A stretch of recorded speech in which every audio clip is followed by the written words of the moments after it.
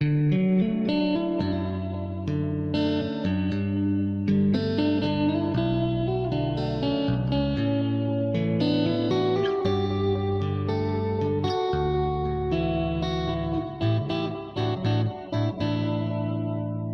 baby, try. You're new around here, aren't you? Yeah, I'm Tommy. The tears you've cried. Oh, that's what dreams are made of. Oh, baby, we belong in a world that must be strong. Oh, that's what dreams are made of.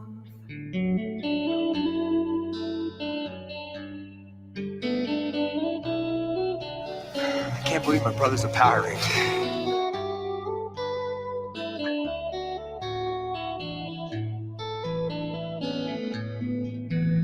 And in the end, on dreams we will depend, 'cause that's what love is made of.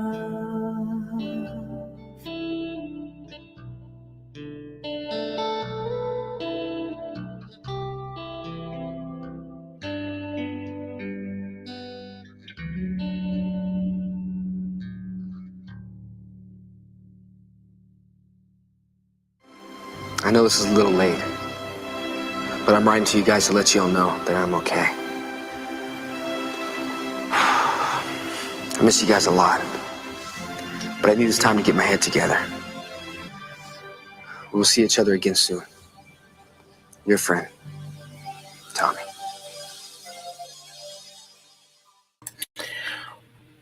What is up, everybody? It is a sad week indeed. I'm the Appalachian American. Welcome to the men's room. If you can't tell, we're celebrating the life of the legend himself, my favorite White Ranger, everybody's favorite Green Ranger, Red Ranger, Black Ranger, whatever, what have you. But let me introduce the guys to you. We're all here tonight, just kind of hanging out. We're going to talk about our favorite Power Ranger moments. With me, as always, my buddy, my right hand man, Tommy Gunn. What's up, everybody? I hope everybody's having a good Friday. Yeah, it's been a sad week. But we can cherish what knowledge we do have on him. Yeah. Yep. Enjoy the good times. The man coming from all the way down under, David Applegate himself. What is up, buddy? Good day, fans. Ekadishism. You got you some other audio playing there? Sorry, having audio issues. Oh Can you my hear me now? gosh. Fired. All right, Sorry, you're rehired. I'll bring you back. I don't know. Let's Go take on. it from the top. We can edit this out in post production. Post-production. Okay, start again. Good day, right, David fans. Ekadishis and other cool units. We're here to remember the man, how he lived, not how he died. Yep. Joining us from the great state of Arizona, Anime Night. What's up, buddy? Hello, everybody. Happy Friday. Well, not so happy given the week we all been through, but we all come together to celebrate one of the probably arguably the greatest Ranger to ever come to existence, Tommy, and also celebrate the life of Jason David Frank as well. Yep. And last but not least, coming in just in the clutch, the rookie critic. What's up? Glad to be here, guys. Hey, looking forward to talking about this. Man, quite the upset, unfortunately, but he's done some awesome stuff, some cool shit, even outside of the normal Power Ranger stuff. Yeah, buddy. Welcome, man. Rookie, it's your first time on our stream. We've been kind of chit-chatting back and forth the last couple weeks trying to get you on here, but, just scheduling conflicts, I guess. Yeah, I typically work on Friday nights, but I've been working morning shifts lately, so. Nice. Well, there you go. Morning shifts are the best at times like these. Yeah. Oh, yeah. Making the holiday money. Yeah, buddy. Getting ready for Christmas. Oh, yeah. I went Black Friday shopping. Anybody go Black Friday shopping today? I tried, dude. There was nothing good. I lucked out. I got some good deals on a tablet, which Tommy, I'm gonna need you to do something with my old tablet Yeah, that we talked about before. yeah, I can do that. I'm ready to sail the seven seas if you catch my drift. Yes. Yeah. Anyway, but yeah, thanks to David dumping some bad news on me Sunday at church. Sorry, That man. was pretty rough. Thanks, David. I thought, being the biggest Power Ranger fan out there, I thought you should know before, get it from a friend rather than just have a random message pop up on your phone. I appreciate that. Yeah, it was very chaotic on that day because we were all like demanding, like, hey, where's the source? Where's the source at? Because Exactly. usually where stuff like this happens, we usually look for like the celebrity news people, even though there are some I do not trust, but then again, they are doing their jobs. Yeah. So we waited and we're like, okay, there should be an announcement right about now. And for the past like 8 hours, maybe, it finally breaks, and it's like it was too chaotic online. Yeah. Yeah, it was rough. I jumped on Instagram, started floating around. I found Blake Foster, which I don't know if you guys know him or not. He was the blue Turbo Ranger. Yeah. Power Ranger Turbo. Yeah. He was a kid back when we were, watching the show. He's like the same age as me, I think, 33, 34, something like that. It was pretty interesting to see his take. That dude was devastated. So yeah, understandably, yeah. Feel for him. Mm-hmm. According to him, he was wrong button. He had missed a message from JDF back like last week, and it was definitely hard. Oh, we got some spam bots. What the world? User spam. What are you doing there, spam? There's always this is not the time for this shit, bots. This is not the time. Yeah. But anyway, where were you guys at? What were your thoughts? Tommy, let me start with you. First I thought it was fake, and then when I found out it was real, I contacted you. I don't know. The whole day was down once I found out. Like, I was hoping to meet him at Comic-Con one day. And yeah, that's right. You weren't there, were you? No, I didn't get to go when you went. Dang, that sucks. I'm hoping. I know this might sound bad, but I hope this brings out a positive, that it shows that people are still fans, and maybe they can actually come up with a good Power Ranger movie or something. Well, he had actually filmed The White Tiger, which was a crowdfunded project, and I think it was finished filming. I think they're in the post-editing process. And Legend of the White Dragon. Legend of the White Dragon, yeah, it's supposed to.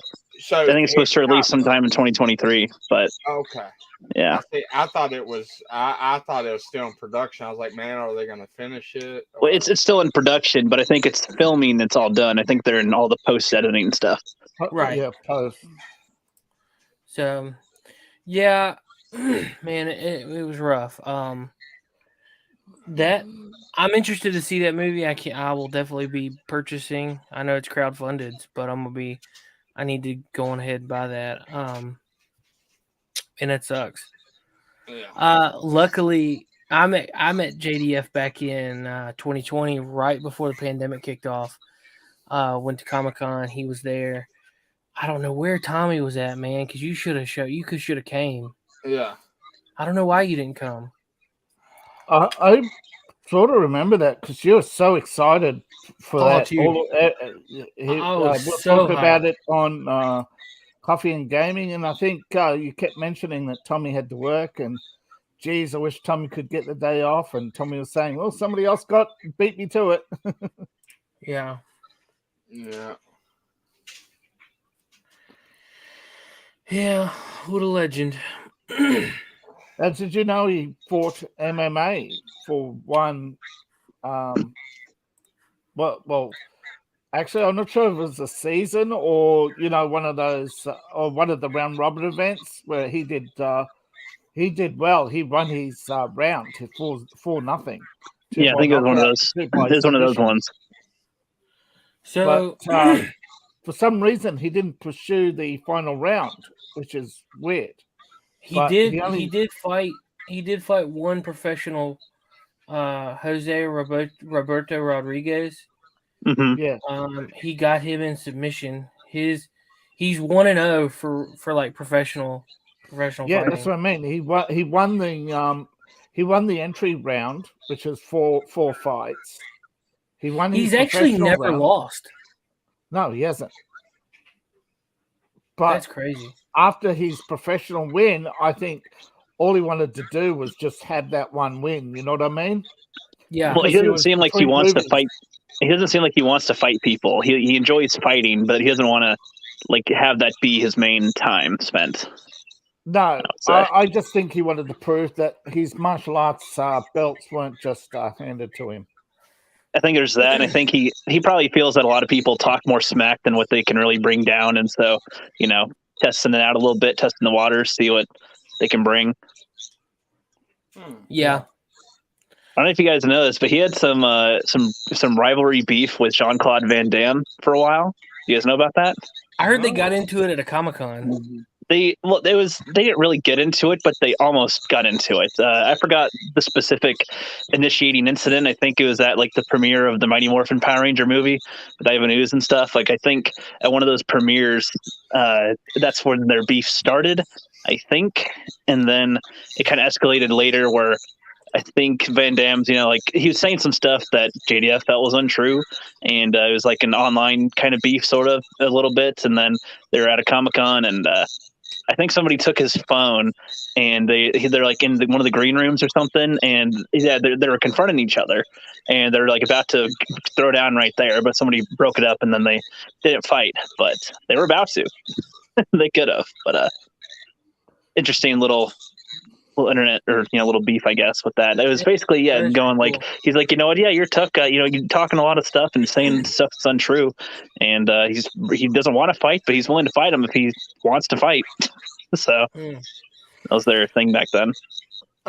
So when I went to Comic-Con, I took my Soul of Chikogan Dragon Zord box, and I got him to autograph it. Nice. It's currently chilling out back here on my shelf right there. So that's cool. So and also I did my lights in green and white because for me, while I respect the other iterations, green and white were my favorite. White more predominantly. See, I'm the opposite. Mine was the green. That's realistically both those answers are fine, and I mean, to be honest, all the answers are cool. Yeah. Well, he's played 3 different ranges. He's played the white, the red, and the green. 5. Oh, sorry, but you know what I mean. In one series, he's played. He's saying for Mighty Morphin. Yeah. In Mighty Morphin, he played two different colors. He played green in the first season. Into the second season, lost his powers and became the white. Followed white through the second season and the third season. Then he went to Zeo and became red. He stayed red and became Turbo. Then he dropped out, and a couple years later showed up as the Black Dino. I forgot the black one. Yeah, I remember that reveal. I remember that reveal on Dino Dino Rangers. And it was like the talk. It was like really. I was at school at the time, and it was like a big talk the next day, like throughout the entire classes. I'm just like, wow, everybody was shocked. What year, what was your first introduction to Power Rangers anime? It would be the very first series when they Green Ranger era, basically. Okay. I was curious. I started in the Green Ranger era, and then I got to the Power Rangers movie when we saw Tommy and the White Ranger. So between that time period, and when Thuya Trang was still alive at that time. Yeah. Crazy thing, a lot of people like where I'm from, you didn't really. If you kept watching Power Rangers, you really wasn't like that cool. So I mean, like I really wasn't that cool, because I was watching Power Rangers the whole time. I stopped in Lost Galaxy. I kind of fell off and then picked back up in Lightspeed Rescue, but I missed Tommy being in Dino Thunder, like because I didn't watch none of that. That was all Disney owned era, and I could not stand it. It was so bad. I eventually came back. I think word got around. I came back to catch the end of that series, but I never saw the beginning of it until a watch through on Netflix. But I went through and watched everything. Is it owned by Saban or Hasbro? Right now, I think it's owned by Hasbro. Yeah, because I thought Saban, because I saw Saban toys on an auction, and that's why I asked, because they would be originals, they'd be old. Yeah, he owned it in the beginning. He sold it to Disney 2002-ish. The show went completely off the rails. I'm sorry, I think it was like 2003, because Time Force, I did watch that. That was pretty good. And then there was Mystic Force as well. That was in the Disney era, and I did not care for that. I did go back and watch all of them. I think each series does have some goods and bad, but I pretty much kind of gave up. SPD was a really good storyline about entitlement. The Blue Ranger thought that he was just going to be the Red Ranger because his dad was a Red Ranger, and all that. I mean, that was a really good story progression about him kind of being humbled. So I mean, the mentor on that one was excellent throughout the whole thing. Yep. Really good. Yeah. I liked how it ended, because it ended on the highest note that you can possibly get, and for me that was like a proper send off of all the other characters, and of course Sky being the Red Ranger finally at the end. I feel like it came full circle for his story, and I was very happy when I did see the Power Ranger from the future. My gut instinct, I made a bold prediction, and to this day I'm still laughing about it, because half the time I thought it was going to be Tommy when he lifted up the helmet and everything. We finally see him. I thought it was going to be Tommy for a minute, but it was someone else, and I'm like, well, I lost the bet. So but I'm happy I lost. I'm very happy about that. That was like a bet I was happy I lost in, and so the people the next day were bragging to my face. I'm like, you win this one. You can have the win. I'm okay with losing. Yeah. Did you guys catch the 25th anniversary, I think, where he came back in the Green Ranger suit?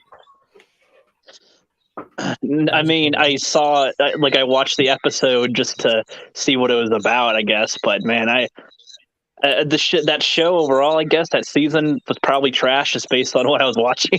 But I mean, it was neat that he was there. I guess with what they established in the story, I didn't understand how all the Rangers were there. But I guess it's because it's Sentai footage specifically, so they all show up there, and like it didn't make sense why they all had their powers, because a lot of them lost their powers in the continuity, as far as I could tell. And if you paid attention to the crowd, you saw, and if you're an avid fan that you've seen all the series and you can pick people apart, then you can look in there and see that there's the blue Space Ranger and the red Turbo Ranger, and then Tommy. Yeah, it's like, so who's what, where, what? Yeah, that's two people could have been the same 2 power, but we're also in a Well, 2 people for 3 different costumes. So yeah, and I kind of feel like that show was that the Megaforce show. yes, Yeah, I feel like it would have been interesting if they were like, instead of just praising that team, if they were like, "Oh, you guys got a long way to go," but if you're hanging in there, so I guess you get credit for that. But just from what I could see of that team, it looked so uninteresting. There's like, oh no, there's like 10,000 enemies. Oh gee, guess we got to fight them, huh? It's just like, yeah, and then they all you showed up. you look at Time Force or something, and I'm like, wow, there's like emotion going on. While you guys are like, I guess we gotta fight things. Wow. Let's do it then. Yeah. Oh man. But yeah. So I might have a different take here on some of this. Like, Tommy's cool. JDF, I'd say, is like one of the best actors in general, especially toward fans and stuff. But the character Tommy, he's good, but I feel like he was overpraised as Tommy specifically, like compared to other Ranger characters that I think were, I don't know, like developed storyline wise and stuff with character development. But he's cool. He's in a top 10, I'd say, always. But just the character Tommy, focused on too much even by the own show. They're like, he's the legend. He's the legend. He's the legend. And well, I don't know. My thought on why he was so like legendized was because he was the only one that wanted to be a part of it. Oh yeah, he definitely had the heart for it. He lived and breathed martial arts, wanted kids to have a good influence and stuff. Yeah, which is a good part for sure. Right, and I mean I think that's the reason why that the show made such a big deal over him is because he had such a heart for the show. And yeah, I just wish that they gave the character more challenges in the show to like deal with. Like even in Dino Thunder, he basically caused the villain to be the villain, and he like takes no responsibility for it. He's the bad guy we got to fight. And it's like, oh, you guys could have this character be like, really going through something here, and when the White Ranger is evil in that one, like that's something that's how he started, was being under somebody's control. If there's more emphasis on that or something, could have made it even more impactful. Yeah. But I feel like with the way that the show worked, using Sentai footage and trying to make their own stories still out of it, they just used what they could here or there and had to work with stuff. And then I think JDF couldn't be on set for a while, so they had him like frozen in the Black Ranger suit for a while. I think. Yeah, he phoned in all of his lines. Yeah. Now, one thing that always aggravated me was, if you pay attention in season 2 of Mighty Morphin, Zordon was always sending Tommy by himself to go handle like the monster or whatever. And like the other Rangers had to go to the park to deal with like the putties and whatnot. And it never dawned on me until the Sentai, because I went back and I'm in the process of rewatching the Sentai. I'm in like what would have been Lost Galaxy. I didn't go all the way back to the beginning because that show's been going on since like the late 70s. Yeah, that'd take a while. That'd take a chunk out of your life to watch all that stuff.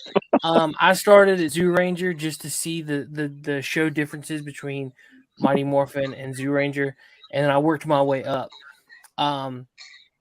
It infuriates me that they didn't go to the new costumes, because in Die Ranger, which was the second season of Mighty Morphin, where they got the Red Dragon Thunderzord, the Thunderzord in general, was they thought that it would be bad for branding to have the new suits. They thought that people would be confused, like, well, what do you mean? Where's the old Rangers? What's going on? Right. But I mean, they could have played it off like, hey, we got new powers. Well, I mean, yeah, I think they realized that later. They're like, oh, yeah, we can just have that happen. Okay, cool. Right. But to watch them chop together footage and send the White Ranger off by himself to do one thing and the other Rangers off to the other, and you never got to see them fight side by side. Yeah, not too often. I mean, I think at some point they started shooting in the park, but I think that's more on the streets. Is that more season 3? Yeah, where they're like clearly not using Sentai footage for some of that stuff. They're just making them up here. I think. Oh yeah, and you can definitely tell the suit, the difference in the Suit suit. differences, like the neck. Oh, I oh think- my gosh, dude! Yes, I think one of the issues with the suits is because they filmed early all the sequences out of order, and they filmed early, all the power-ups and all the suits and doing all the promo shots. So if they changed it mid-production, they would have lost a ton of money and a ton of footage. yeah. That makes sense. I mean, I imagine working on this show must have been really difficult. With like trying to the premise of taking footage from another country, clearing it up, and making it a little different to fit with America, and then trying to have your actors and stuff wear their suits and do their thing, and get all that stuff. Them. Like insane. Somehow match them, and at the same time try not to be exactly like them. Exactly, yeah, because it can't be too. If it's too much like Japan, it won't relate the same way to everybody in America. Yeah, and plus the Tommies. Oh, go ahead, David. I was just going to say, remember by law they had to be 25% different.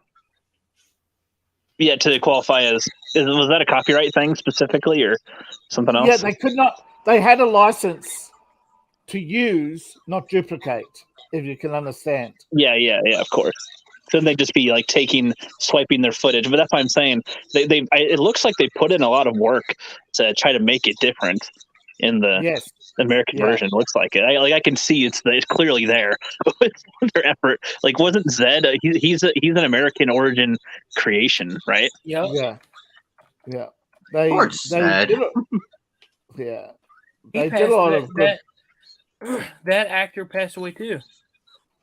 Oof. Dang. His voice, man, freaking one of the best. Oh yeah, dude, that dude was scary. And he was like legit terrifying, like legitimately, because every time you hear the voice, you're just like, oh my god, he's here. What do we do? Well, he seemed like one of the only ones that could literally, hey, put a ranger in front of me and I could kick their ass. But, I'm just not going to, though. The show has a amazing No, I feel like legacy. David talks me too much of a bitch, though. If you want my opinion on that, yeah, I would agree with that. Diva Talks in general was a conundrum, man. What was the design option on that? Let's have her be like revealing a bit for the kids show, the one where we especially have a kid Power Ranger in it. Let's have that tongue guy come back, Eldar or whatever. It's just like, what? Do you remember the difference between her costume in the movie and in the show? She showed a lot of cleavage. I don't remember the show one, to be honest. I remember the movie more. Yeah, but that's the difference between that's Super Sentai and that's American footage. Yeah, the budget differences. Exactly. I've got a buddy of mine. His name's Wayne. He does art. He's at a lot of conventions. He does a lot of artwork and stuff. Gaijin Black is his Instagram. He wanted when Jason David Frank came to our local Comic-Con, he wanted to do some artwork and he was looking for pictures. He sent me a picture of the American footage and was going to draw that. And I was like, no, whatever you do, no. So then I started pulling the suits up side by side to show him the difference between Sentai. I said, draw the Sentai footage. It's much better. Draw the quality version, not the shittier one. Yes. Not the discount, like, Japan. Please. The real thing. And once I started pointing out differences, he was like, "Oh, I see. Okay, yeah, I definitely got that." So I was able to save him off of that one because, woof, that shield is so bad. Yeah. Yep. Oh yeah. The show has an amazing legacy. It actually lifted the ratings of the Japanese Sentai. It brought other Japanese films to America because they saw how well the Sentai did from having Power Rangers. Yeah. And in the 80s and 90s, there were a lot of Americanizations of Japanese shows, not just Power Rangers. And the Beetleborgs, the whatchamacallits, other ones, I can't think of any of their names. I know what you're talking about. Mask Rider. Master Rider. What was Superhuman Cyber Squad? Was that one? Yeah. I don't know if that was a Sentai, but that was VR Troopers. I might be thinking of that one. Yeah. Superhuman Cyber Squad, I think, was a Sentai, but I don't necessarily think that it was part of like the Super Sentai series. Oh no, it probably wasn't. It just seemed familiar because it had huge monsters they had to fight and stuff. Now, I went back. There's actually a pilot that was never aired. They gave Jason David Frank, the Green Ranger, their game plan. I'm sure some people know this. Oh yeah. But when the Green Ranger went away, they pulled him from the show. They were going to give him his own show, Cybertron, which was VR Troopers. Yep.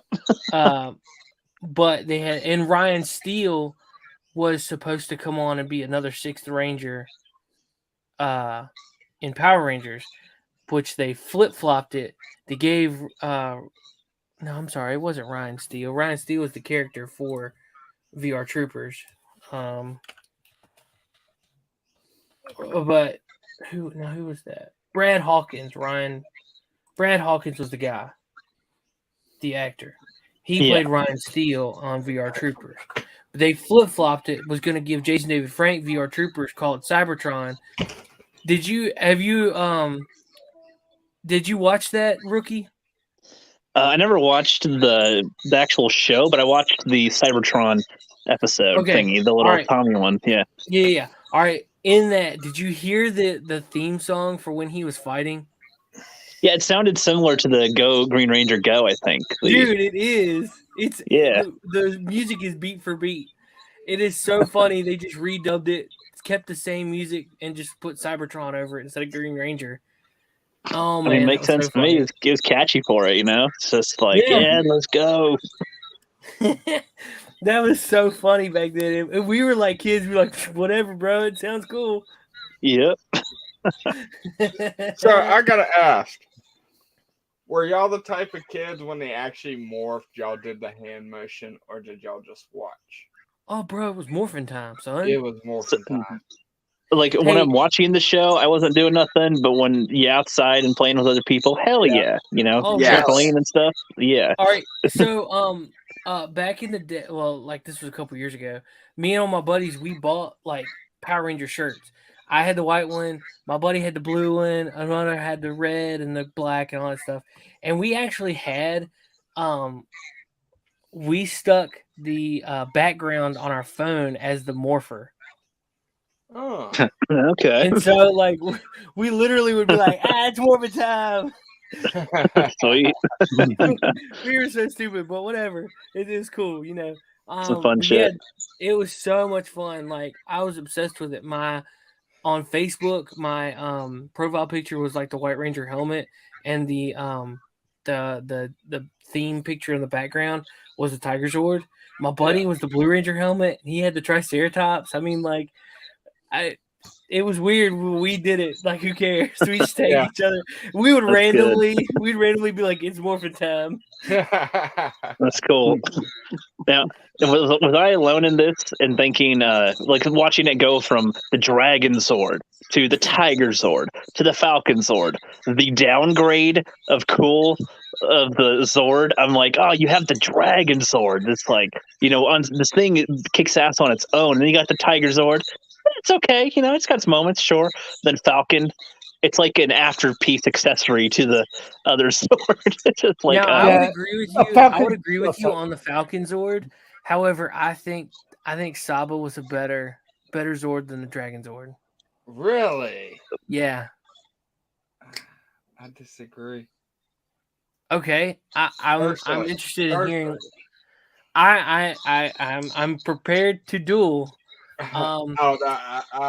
I like the look of the Dragon Zord so much better. I don't disagree with you. I think that I like the Dragon Zord. Yeah, in effectiveness, you might be right. I'm just saying in the cool factor, I think Dragon Zord is the king. In functionality and effectiveness, you might be right on the Tiger Zord part. But I guess when it's in Tiger form, it's all skipping around. I'm like, God, how pathetic. But goes into its Megazord form, like, okay, that's all right, That was my argument right there. Was the fact I knew that you were gonna say that. I was like, I can't debate you on that. the Dragon Zord had one form unless it joined forces with the Saber-Tooth Tiger, But its one form could kick Triceratops. ass as well, though. I mean, it kicked ass to the Mighty Morphin's Megazord. You know? It could. It had the tail drill. It had the finger missiles. It bites stuff you like that.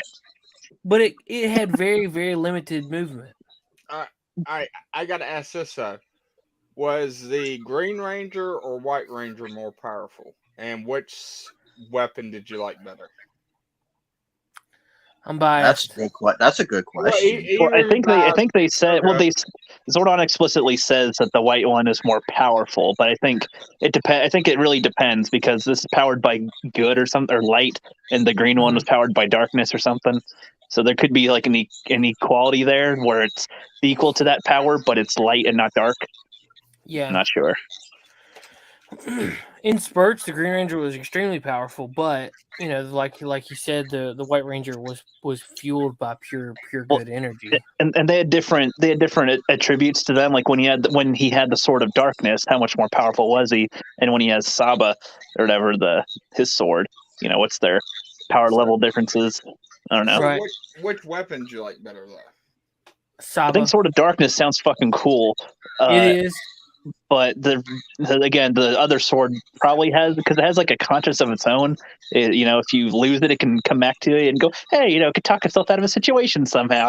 I don't understand it honestly, but I'm like, okay, whatever. That's something. I guess I could see that be useful. I found it very humorous that it talked and everything. It humored me in some fashion. I'm like, okay, I can put up with have this. laser beams for fuck's sake, we have Bulk and Skull. So. It had laser beams in the movie that lasered a chain and dropped the whole shipping container on some avenues. I didn't like that part of the movie because then it felt like James Bond. Well, I don't know. You never just it was the way I look at it is it's a cool idea on paper and everything, but the execution of it. I could see where that argument comes from. Like, it looked too much James Bond, and I will agree. It just had a bad execution. On paper and everything, it sounds great, but how you go about it. I think I would have rather have seen the blade light up like white and then just slice through the chain. That would have been better. Did the show get more? Did the show? Because I don't remember specific episodes about the sword. Did they go into any backstory on it, like in the show? Not in Power Rangers. They did in Super Sentai. Because I know. Also, like there's like extra lore around it, but if they were more clear on why it's like a talking sword, that might have made it more interesting. Well, Saba in the it was Kiba in Sentai. Kiba had a mind of its own, and Kiba's mind was in sync with the Tiger Zord. So, like that was Kiba was the brain, and the White Tiger was the body. Okay. So, like it was, you got to, and he would help you out, and also make snide remarks and comments to the White Ranger, calling him stupid because he was a kid. Which I'm telling you, man, once you watch Super Sentai, like it changes your opinion on things. The White Ranger was actually like a 10-year-old boy. Yeah, I heard. That's where they got the idea from Justin in Turbo, is because they were like, well, it worked for Sentai. Let's see if it'll work for. Yeah, I thought specifically they thought, hey, if we have a kid be a Power Ranger, the kids can connect more to Power Rangers, even though we already did, regardless of there being a kid on the roster. But right, so they didn't. And he was, and also Justin was not the first kid. Was not the first kid on the show. That distinction goes to I think it was Trini's cousin or some shit. I cannot remember for the life of me. But it wasn't a Power Ranger. It wasn't like an official slot. Wait, wasn't there a season? I think it was season 2 where the Power Rangers became children. Season 3. Well, yeah, but whenever they did, they couldn't morph though. You want to know why? You want to know why they did that? Yeah, because of the whole boycott, they were trying to leave the show. There was contract disputes. Yeah. Yep. It's interesting when you know all this background information, like with them being turned into kids, when they keep on sending them into 3 different Ranger teams, and one happens to be in their suits more often than the other, and then you get the Rocky and Adam and them sort of introduced for a few episodes, and it's like, well, what's going on? And the voices don't match up at all to like Jason. Dude, yes, that was hilarious when they were sending Jason off, and it was a view from behind. And like all you could see was his outfit. He was like, "So long, guys." Or they reuse to have the shot of them. They'd have a shot of Trini from like a reused footage shot, or Jason. They just use old footage of them because they always wear the same clothes anyway. So right, and you could tell which one was reused because they put Jason David Frank back in the Green Ranger. Like green clothes. Yeah, exactly. But I think kids really would not notice at all. They'd just be like, "Oh, here's the scene," and whatever. They probably didn't. Yeah, like I don't remember noticing that as a kid. But if you were paying more attention as the season went on, you would notice the difference in clothes. And it's like, oh yeah, that's right. It's a flashback scene because in the current one, Tommy would be, if he was the White Ranger, Tommy would be wearing something pertaining to white. If he was the Green Ranger, it would be something pertaining to green, red, same thing. I mean, it might depend on your age when you watch the show, because, I was like 5. Yeah, when you're younger, you watch it. When you're young and watching a show, you're not watching the style of clothes off screen, off costume. You're watching for the in costume action. So yeah, I never caught on to it. How old were y'all when y'all found out about Super Sentai that it wasn't actual footage of them? I was out of high school. I was like, what the hell? I was in high school, but then again, like how different are we in age? Like I'm 33. I'm 28. Okay. I'm 32, about to be 33. See, when I went to high school, I had a friend who was into Japanese culture and anime, so I learnt about Power Rangers in reverse. I learnt about Sentai long before Power Rangers existed. Well, that's because it happened like 3 streets over from you, David. Yeah. See, here's the funny thing. I learned about it probably about 5 years ago. No, it's probably been about 7 or 8 years ago from Seth. I never knew until he said something about it, and I had to look it up. Yeah, I found out still in high school, and it was a game changer. I went back in. This was back when like Netflix was brand new and they had Power Rangers on it. I went back and started rewatching and was just like, okay, let's see if we could pick out what is Sentai and what is not. And you could clearly tell once you started looking, you could see the crappy quality in the film. And it was like, okay, that is Sentai too. Like that has to be Sentai. Yeah. So some of them are obvious. Yeah. I did that with Beetleborgs. Yeah. Because I remember them, and I was like, the quality wasn't that bad. They barely used any footage from the Japanese, I think. Yeah. They only used like some of the Zords, I think, were like or whatever you want to call them. What they call their robots? They were Beetleborgs. Because they Beetle Battle Base or something, but I don't know what. Do they have a name for their machines? Like I don't. What? Since I've seen that show. I'm just I'm trying to remember. I went to go watch it, and I watched it. I was like, wow, that was like the crappiest quality. I don't remember it being that bad. Beetleborgs was a bad show, but it's got its things that are its corniness will vary between people for sure. But they had some interesting, like freaking. I always liked, Gargantus, whatever. They had some cool designs for creatures and monsters, and Nucus in a way is kind of similar to Ivan Ooze if you think about it. Like if you compare their origins and how they approach attacking their the good guys and what goes on, like it's pretty similar. I think they were just called Borgs. Yeah. Yeah, that probably makes sense. See, if you go back with some of the old series, you know how you see two people and they're never they're actually not in the same room. They'll show they show one guy talking, and the background is like some elaborate Japanese set, and then you have the White Ranger. He's just in a white room talking. It's like, who's talking to him? Yeah, telepathy, whatever. It's a shot reverse shot as far as we know. It's just whoop. But those are fun to see. Those are funny to see. But Super Sentai was filmed strangely too. It was filmed in bits and pieces, so they could reshuffle everything. Yeah. Yeah, so they could put it whatever order they wanted with stuff. I imagine. Yeah. So was Zordon part of Sentai, or was he just the American? American. See, I was curious about that because I haven't seen Super Sentai yet. Each season of Super Sentai is its own story. Yeah. Yeah. Every season of Sentai reboots.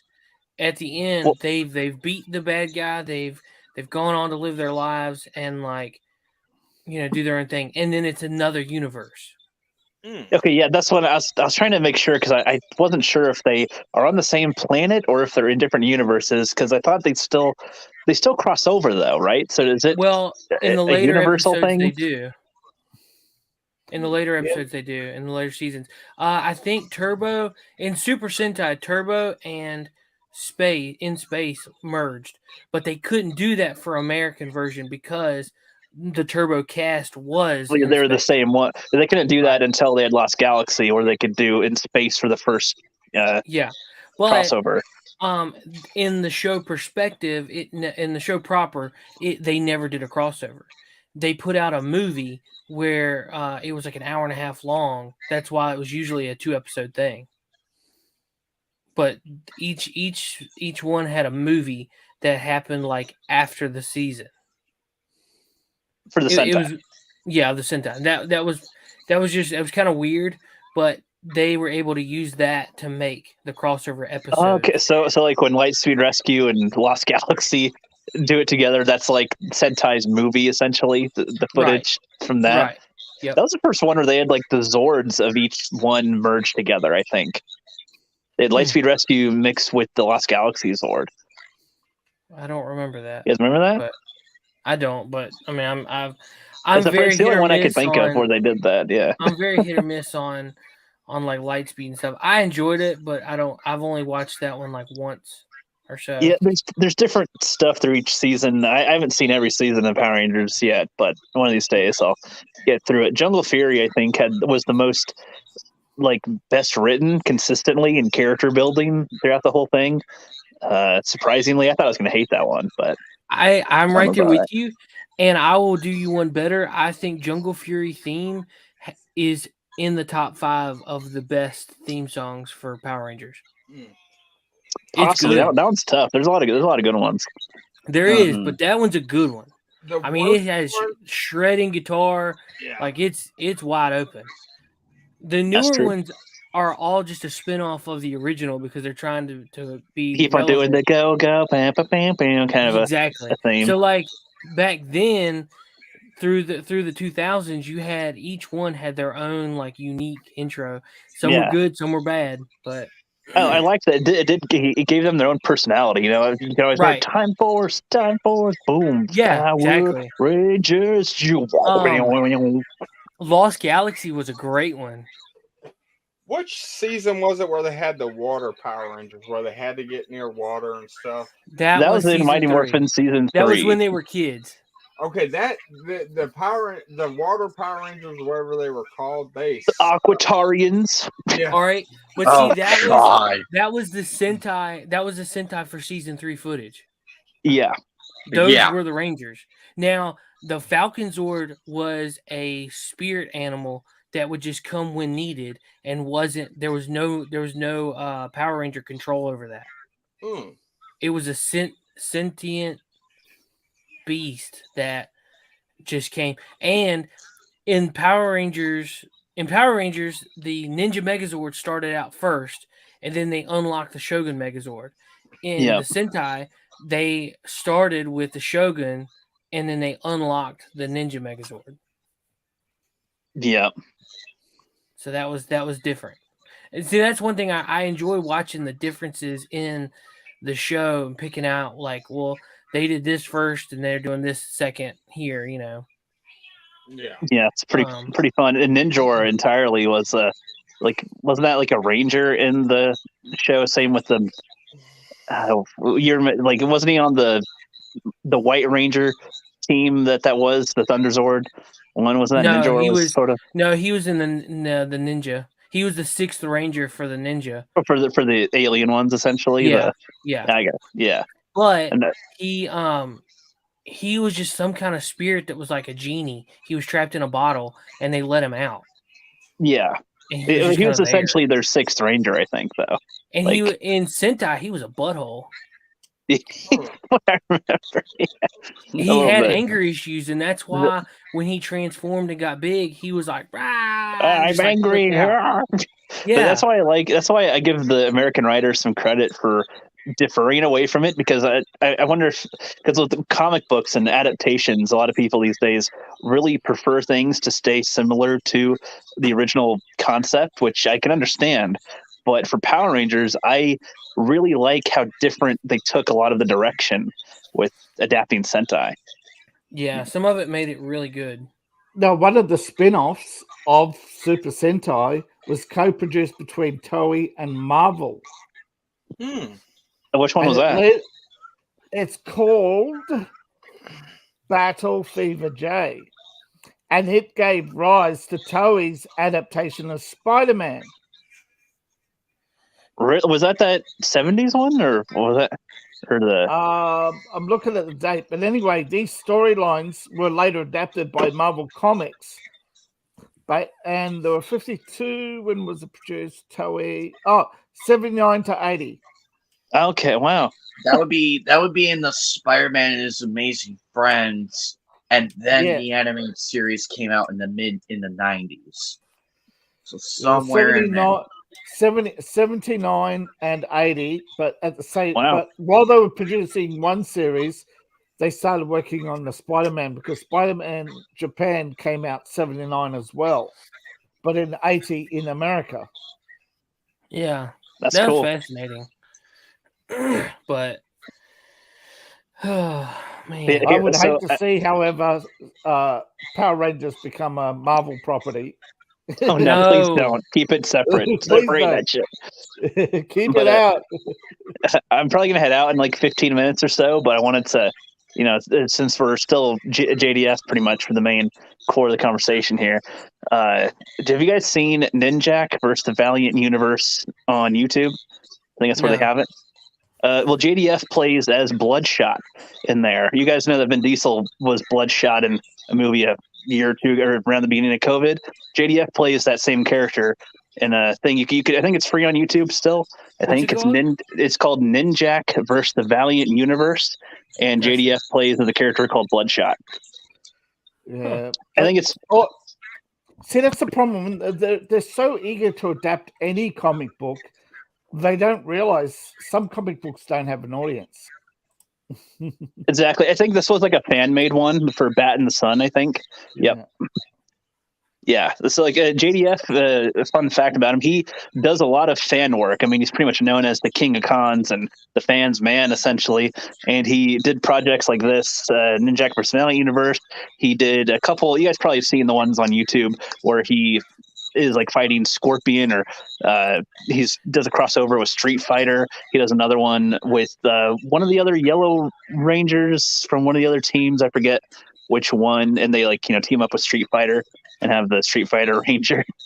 And they did a couple of other fan film ones, and then the White Dragon one, or the Legend of the White Dragon's coming out, of course. And yeah, did a lot of fan stuff. What's that? Yes, he signed up with a fan site back in 2009 for his second agent to do outside work. Yeah, he had an agent. He had an agent for martial arts, which he later dropped, but he kept the agent for fan work.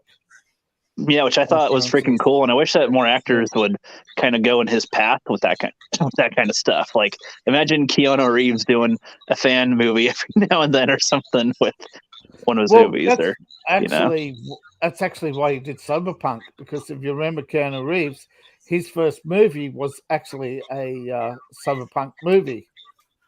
What? Keanu Reeves. What? He did- He was in there's a cyberpunk movie a long time ago. Like, what are you talking about? Hold on. I'm just looking it up. Okay. Wait a moment. Also got a phone call. Sorry. Hello. While he's doing that, another thing, real quick. Did you guys know at the beginning of COVID, JDF pretty much went to a bunch of different comic shops and did autograph signings and stuff to try to get them business here and there? Yeah. Yeah, it was really cool. He was constantly at different shows and whatnot. The he's sad part is he was here in, I think it was 2018 or 2019 at the time. He was out here, and I regret not going to it. But unfortunately, what prevented me from going was the apparent person who tried killing him at the con. Oh yeah, there's that one too. That guy, yeah. And that forever killed props and everything for all the Mandalorian fans and everything. That forever killed it. Though some cons out here still allow it, but like the mega ones, yeah, they're fucking stingy on that. Like having bringing in fake weapons and stuff because they could be real weapons or something. Yeah, not even foam. No matter the material, is not allowed still. And I'm just like, that dude was heavily equipped, wasn't he? The guy that tried to kill him, he had like a couple knives, he couple handguns. dressed like apparently it's like the real life Punisher. He had like full auto, like he had like shotguns and everything, the whole belt, the look, and I'm just like, dude, that's insane. It's an awesome cosplay, but you're using live ammunition, you fucking nutcase. Well, yeah, and he wanted to kill JDF. That's insane. Insane. I was shocked about it. I'm just sitting here like, why? Why kill one of the greatest human beings ever? What gripe do you have with him? It was never. It still never came out as to the motive. But yeah, that was a weird one on history for sure. But yeah, and then during COVID, I think he did interviews with like other Rangers, like to try to lift up spirits here and there. Yeah, unfortunately, I think he was going through depression for a while, for quite a while, because he has a YouTube channel, and he would post like poems here and there, and he always seems like he's okay, like kind of like Robin Williams, where it's like, you know, he's doing okay, or he's making people happy, but he is not happy on the inside, not doing good. Unfortunately, I feel like JDF probably was around a similar route, just, you know, presenting happiness to everybody, but he is not happy. Mm-hmm. Possibly. Plus, I also feel like the divorce he was going through, I mean, that's a hard thing to hide. Like, how you really feel about it, that's a very tough subject to mask and still go out and do what you do. And I feel like that was way too much. Yeah. Because I mean, it's one thing to like mask, like, oh, I'm not feeling okay, but you go out and still do it. But when an event like that happens, then it's like, oh God, how am I gonna? It gets harder and harder.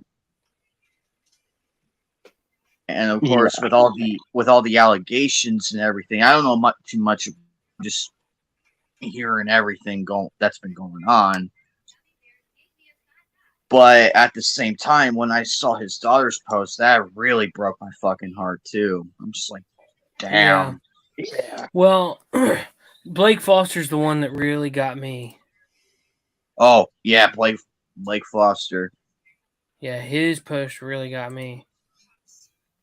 That was sad. Apparently JDF reached out to him like the Wednesday before and was like, love you, bro. And, you know, he apparently, Blake Foster apparently missed it, didn't see it. And now he's like really taking it personal that maybe he could have stopped it. Maybe it's what sucks with this kind of thing.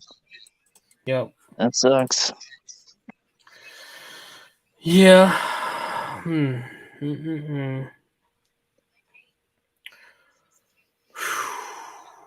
Yeah, I mean, dude, it really does, dude. It just sucks. It makes you sad. Like this kind of stuff. This dude was a legend to all of us growing up. Like we all we were all enjoyed, his character. And I mean, yeah, you said in the beginning, Tommy Oliver could have had a better character. They could have done more with his character. Yeah. Yeah, they could have done a lot more. But I mean, the dude was just so enthusiastic about the universe that he took it with him everywhere. He encouraged young boys to do martial arts, not to get in fights, but to learn the craft if they're going to do it. Good influence in general. I was glad to see. Go ahead. Do what? I agree. Yeah. After 20 some years of watching Power Rangers, I felt like I could fight with them, I'm pretty sure that's what he said to Jean-Claude Van Damme too. He's like, "Yeah, you think you could fight me?" That's cool. Yeah. But no, it's like I forgot what I was gonna say. Yeah. I would love to see. I would just love to see him in the those two in the movie just duke it out for real. That would have been cool. Yeah. Did Anime? Did you see the videos where he fought Scorpion? Yes, I thoroughly enjoyed it. That was wild. Mm-hmm. I think he did two of them. One is the Scorpion. I would not have been upset if I wouldn't be as shocked if he was like a bonus DLC character for the Mortal Kombat series. I would welcome it. Be like, well, why the fuck not? Welcome it. Especially the green one, man. He's the evil ranger. If you think about it, you can have him, and then you can have the alternate costumes, like him as the Green Ranger, the White Ranger, the red and the black, and have different fatalities. Like you can uppercut the opponent, and the Dragon Sword comes out and literally eats them. That, or you can punch him, or you can kick him into the thing, and then play the little flute, and then the Dragon Sword comes out and just fires the finger rockets at them. Electrocute him with the Sword of Darkness. Fuck yeah! You could do so much with that character. You could do so much. Getting finger banged with the finger rocket. Finger bang, finger blast. Yeah, one hell of a time. But when in Japan, watch out for head tentacles and finger rockets. All right, man. Real quick, thanks for coming. Hey, if you want to drop your link in the private chat, I'll post it in the main chat. It's all good. I would, but I'm on my phone, so I can't get another link. But that's all cool. It's cool hanging out. Gotcha. I'll talk more. I'll pull it up and throw it in. You guys take. Rookie, you take care, man. Thanks for coming. Yep, no problem. Good seeing you guys. Nice to meet you guys. Yep, later. Oh, sad. Sad. So, do you think they'll still mention him in the newer Power Rangers? Oh yeah. Oh, absolutely. There'll be a memorial, but I think Power Rangers has lost a lot of momentum. No offense, Seth, but it really has lost a lot of momentum in the last few years. Yeah.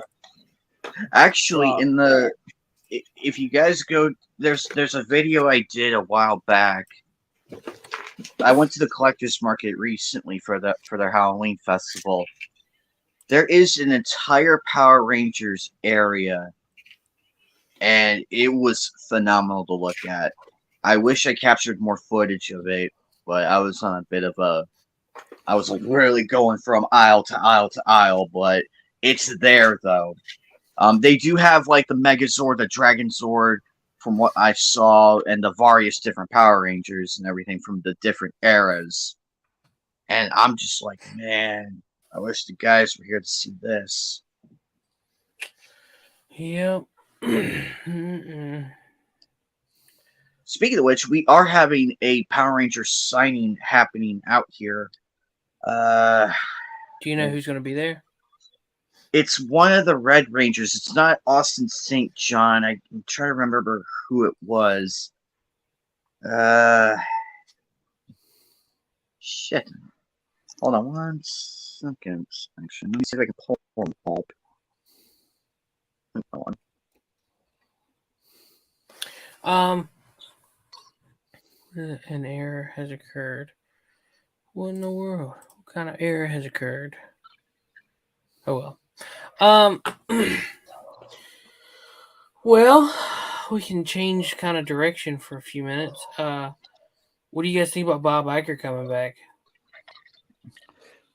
I think Bob Iger was ousted because Disney had a massive downturn. They wanted somebody to cut expenses. Had Bob JPEG stuck to that, he would have served out his 3-year term and Iger would have returned anyway. Iger wanted a fall guy.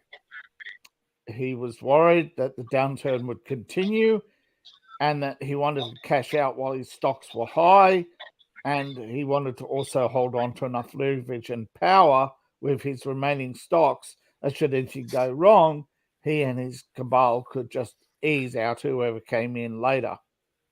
Yeah. Bob was just the fall guy. Everything that's wrong with Disney now is Bob Iger. He bought over 22 IPs, of which only 12 have been profitable. He's gutted most of them, and they're now trying to desperately change laws so they could hold on to those IPs but produce nothing with them. Fair. Real quick, it was Steven Cardenas from the original Mighty Morphin Power Rangers. Gotcha. Okay, he was the second Red Ranger. Now, also, the question of Bob Iger returning, I'm like, really? We're giving this guy a try again? Apparently. Well, he actually wanted to run against... another reason why Iger allegedly left was to run against Biden. But Hillary told him no, and he went back to Disney. I would have told that bitch to stuff a pipe in her mouth and do it. Yeah, unfortunately, it would have been interesting. It would have been interesting to see Bob Iger run. I mean, yeah, it would have been interesting. Well, I would have seen what he would have had to say, and just sit back and watch. Be like, okay, show us what you can do, Iger. I think a lot of people were being shocked because if they heard him speak, he comes across as, you know, hi, I like you. He's just so well polished at that, you know, at that. He really is that well polished as a speaker. You know, he's got that voice. He has the mannerisms. But if you actually listen to what he has to say, you want to have him locked up in a learning bin. I mean, he thinks that we can just change laws and make woke the moral compass by law. You know, he wants to make woke a law. He thinks children should go to school and watch Disney films. I kid you not. He wants kids to go to school from the age 3 and just sit there and watch Disney films all day. Yeah, no thanks. He is not the kind of person you want in charge of anything, let alone a government. Yeah. No thanks. Yeah. But Iger's in because Chapek decided that he would follow the advice of the head of marketing and product and the HR department and the blue-haired landlords, who are all screaming about DeSantis in Florida, thinking they could stage a revolution. Good luck with that. Well, That's exactly why he's out. Yeah. No, all politics aside, you have to recognize the fact that you should not have corporations deciding government. Agree. I wholeheartedly agree. Also, it's like, oh yeah, we're gonna get rid of Kathleen Kennedy. It's like, but we're gonna give her one more year and we'll fire her next summer. It's like, no, if you're gonna fire her, do it now, please. Can't. Kathleen Kennedy is in a unique position, right? She hires the president of the company. The president of the company hires the head of the company. You know what I mean? The CEO. So she hires a friend who then hires her back. Disney is only a distributor in that network. They have the only control they have is how much money they put into Lucasfilm. Because Lucasfilm did burn through $4 billion in a very short period of time. Don't forget. I know this would be a very unpopular move, and believe me, I think it is. But I feel like they should stop funding Lucasfilm and be like, until you produce a good movie, your budget is really low. No, they love Lucasfilm. See, this is the thing. Bob Iger started this racket. He gets all these IPs to produce pilots. They throw lots of money into Disney. Disney launders that money through the parks and pays out small dividends. It's a huge Ponzi scheme. If they ever produced anything profitable, they'd have to open up their books, go through the taxes, and they'll find out that for the last 25 years, they've been getting people to put more and more money into Disney for less and less returns. Wow. Lucasfilm will produce 20 or 30 pilots a year for shows that will never get made because it's all about that investor money. And Disney investors seem to be the most gullible guppies on the planet. I honestly feel bad for some of them who are losing money. But at the same time, it's like, well, you bought the bullshit. What'd you expect? Yeah, you didn't do the maths. And as the head of instead of investing on the person who loves the product, knows everything, you're investing in a dumbed down little bitch. Yeah, and here's the kicker: when the head of the Chicago Commercial Mercantile Exchange says, "I would not invest in the following companies: BlackRock, Disney, Vanguard, CFX," and he goes down the list, and he says he's tried to warn everybody about those companies for years. So far, CFX has collapsed. He is expecting the others to do the same, maybe not immediately, because they're like dragons sitting on large piles of money, and they have investors throwing money at them. But eventually, they'll be a house of cards. There'll be a halcyon moment where you enter the room and everything's on fire, and you just don't know why. Yeah, you go immediately to your computer desk while the fire's going. It's like, yep, nothing here, nothing to see. Nothing to see. Ain't nothing to see, just doing my work. Why does it smell like hot dogs in here? Why am I... Oh, my arm. What's it glowing? Why's my arm glowing? But you know what I mean, right? Yeah. Disney investors are going to walk in one day and the theme parks are going to be empty and they're going to go, why? And then they're going to blame Bob Iger, but he's going to blame Bob Chapek for putting up the prices. But they lost $1 trillion. You just can't make that back.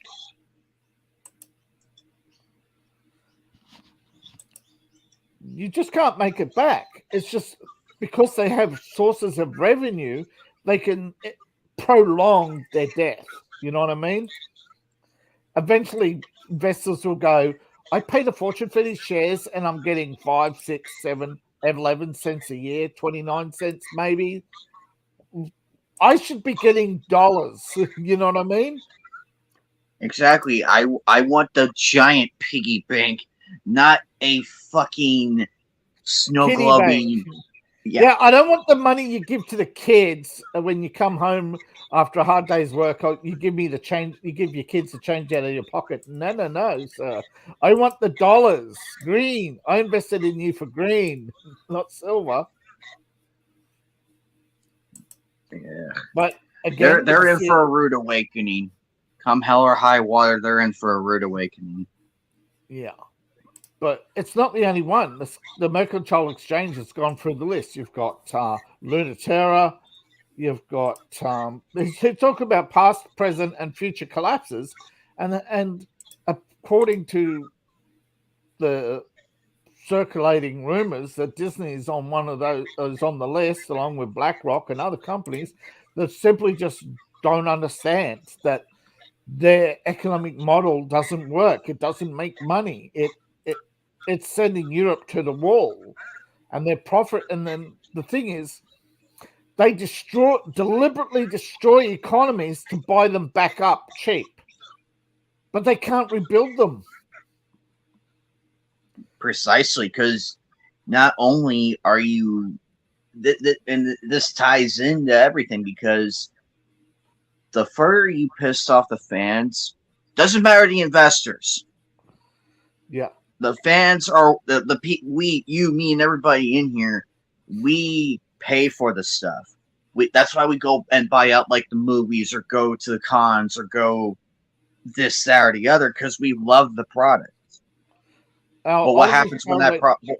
Yeah, I'll use Power Rangers as an example. 2017, good movie, sold 500,000 in toys. The movie was profitable, but all the studio cared about is they didn't make enough money. So they make a crappy sequel and lose a lot of money. That's unfortunately where we're at. We have studios full of people who want to make art, who want to do musicals.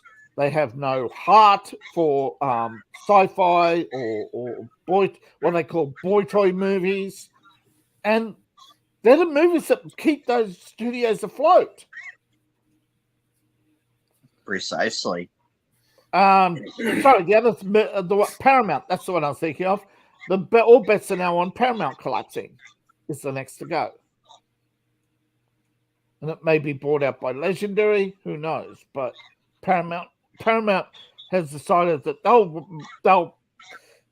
they'll be the worst studio on the planet. We've got a contract. We've got a call here from Marvel to renew the contract for Iron Man 2. I'll get back to them next week. And since then, they've done nothing but shit after shit after shit. Oh, we finally got a director for Star Trek 4. Is it a woman? No. But and that's the problem. And that's the problem. They're pandering. They're doing all this bullshit, and it's like, no, it has to be a female, or we're not doing this. They're playing all the political cards. Which is why it's pissing off the audience, because it's like, we want to enjoy a good movie. We just want a good movie to enjoy, or a TV show. That's it. Of a character we probably never seen or heard of. Now, Chris Pine was in negotiations. When Chris Pine started, I believe he got $5 million. They wanted to pay him $7 million for the sequel, and I think he got $12 million for some other movie. So he was weighing his options and said, I'll come back as Kirk. I'll give you this window of opportunity. You sign me up for Kirk, and I'll do these 2 movies in this period for $12 million. But then Chekhov died. Was it Chekhov? I don't know. One of the actors died, so they put it off for a year. Then they could have had him for $7 million, but they wanted to pay only $6 million because they were only getting him for a year. But then the director left because he read the script and said Simon Pegg can't write serious drama to save his own life. So they gave it to a script doctor. Phoebe Waller-Bridge. You can imagine how that turned out because we now have nobody wanting to touch it, not even female directors. And when woke female directors don't want to touch Fleabag's work, you know it's that bad. Isn't it funny that she's known for her best known work is her least profitable work? She made the most of her money out of James Bond. And quite frankly, compared to most of her body of work, that's a goddamn masterpiece compared to most of her work. Yet they keep hiring her. Why? Because she has a British accent. Never underestimate the stupidity of people in masses. There are that sales pitch, I suppose. We've got an English actor. Look at Sean Connery. People drooled over his accent. Now, I get it. League of Extraordinary Gentlemen really cooked his goose, but yeah, that's that was failure of marketing. That was failure to understand that a lot of properties fail. Power Rangers is one of the rare exceptions where you could launch a franchise and actually, ta-da, it worked. Out of what, dozens every year that try? Yeah. And because I feel like when Tommy came around as like the surprise ranger, it brought a lot more interest because it's no secret that with the contract disputes and everything, it's no secret they were happening, and they're like, okay, what do we do? Plus, with Thuya Train's unfortunate passing, it was like you could see it falling apart, and it's like, okay, we need to do something. I think before we go, we'll give Jason David Frank final words. I'll go first, and I will say that he was the heart of the Power Rangers, and he gave heart to everything he did, and he was very charismatic and a genuine guy, and he'll be sorely missed. Yeah. Anybody else? Anime, any last words before we go on Jason? I really wish I had a chance to meet him for Comic-Con. I really wish I had a chance, but from all the stories I've heard from Appalachian and everybody else, and seeing all like the interactions with JDF, he is a pretty cool guy, and he really put all his effort into what he was given to work with, and he made it work.